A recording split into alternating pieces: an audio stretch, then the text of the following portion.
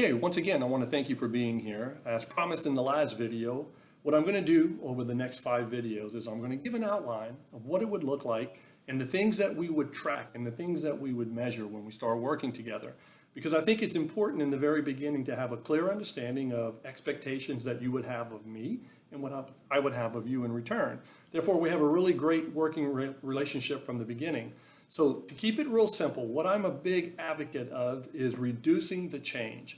Oftentimes what happens is when people start coming into a program or they start working on their habits and how to change them, we become very all in or all out with our approach.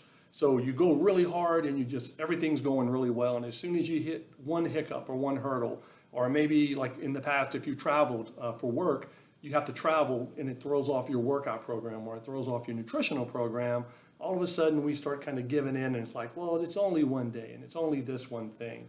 So what I try to do is I try to take all of that out of the equation. And the way I do it is through a couple of simple approaches. First, what gets measured gets managed. It's no different if you're helping someone like one of your kids, right? You're trying to show them the value of money. You talk to them about amount of money that's in the bank compared to the amount of money that's leaving the bank. And at some point, what happens is if you're spending more than you're making, you create a deficit. It's a very similar approach when we're talking about weight loss or weight change. We can add weight if that's what you want to do, or we can take weight away if that's what your goal is. Because remember, as we talked about in the first video in the outline, it's not always going to be driven for some of you just to lose weight. For some people, they want more energy. For some people, maybe they want improved relationships. Part of that relationship improvement is understanding who you are and what's important to you.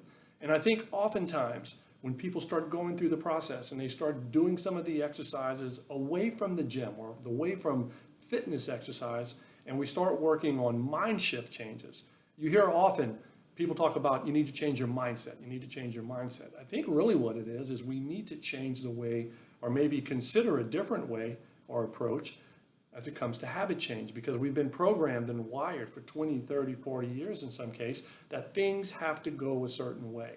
So we've got all the weight that people have put on us, and sometimes it's from parents, sometimes it's from friends, maybe it's from counselors, and sometimes maybe it's from ourselves, just to drive harder, not faster. So going back to the theme, if you had a choice between choosing harder or choosing faster, which one would you go with? Most people would go with faster, right? So in the very beginning, week 1, when we start working together, what we do is we measure just a few things. I've got videos that are hand delivered to you through a software that I use, and they just kind of they're drip fed so that it's not overwhelming and you're not getting it all dropped in at one time. So we take photos of where you are right now. I think that's the most important baseline to have. That, along with what are you actually eating. You're not measuring anything, but what you're doing is you're taking photos and you're sending them to me. And then when we get on our Zoom calls, what we do is we talk about them. And we talk about ways to maybe take some of the choices you have right now and make little small changes. And all we focus on in the beginning is what does the overall picture look like right now? Not what it's going to look like down the road. We're only focused on what you're doing and where you are right now. That's one. Second thing is we take measurements. Chest, abdomen, arms, thighs. Real simple. So that again, as changes start to happen, you're not just going to see changes in the scale and what it happens going up or down. What you'll start to see are physical changes that take place over the 5 weeks. Even in 5 weeks, you can make significant change. You'll see at the end of this video, of this first video, you'll see a testimony from one of the guys that's in the program, and you'll see exactly what he was able to do in a short amount of time. I'll give statistics and everything. So that's part 2. Part 3 of it is, what does your activity look like right now? Many people, you walk a little bit, maybe you're doing some type of exercise already, maybe you're even riding the Peloton. There's so many people that are in the Peloton right now, but they're not really measuring the outcomes. They don't have a comparison to what does it look like compared to the amount of food that's coming in. Because one of the things I think that is going to be really important long term is how much awareness that you're going to develop through the way my system is.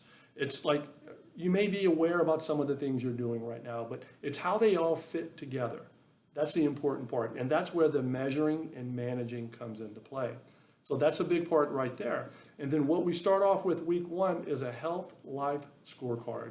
What I talked about in the first video, that there are 4 areas: family, fitness, finances, and faith in yourself.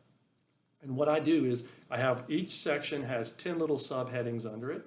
And what we choose to work on is based off of the 3 most important things that you pull together that we then discuss on our Zoom whenever we get together. It's all very simple.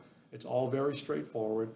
And it's set up in such a way to where you get little micro wins. Again, this is not anything about one small victory that's going to be the deciding factor. What it is, it's one small victory that creates a compounding effect because you get more traction and you get more momentum moving into week 2, and then week 3, and then week 4, and then week 5.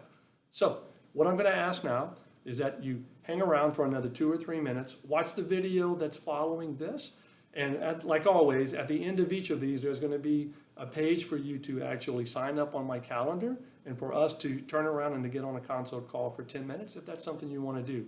If not, if you're not 100% sure right now, go back through the rest of the videos that are going to follow. And again, our goal with this is faster, not harder. We want to maximize the time here. So I'm not going to have it set up to where you've just got to keep going and keep on and keep going, trying to get to the secret. I'm telling you the secret as we go. I'll be as forthright as I can, and I'll share as much information as I think you need to hear at this point until we talk later. So have a fantastic day, and thank you for being here.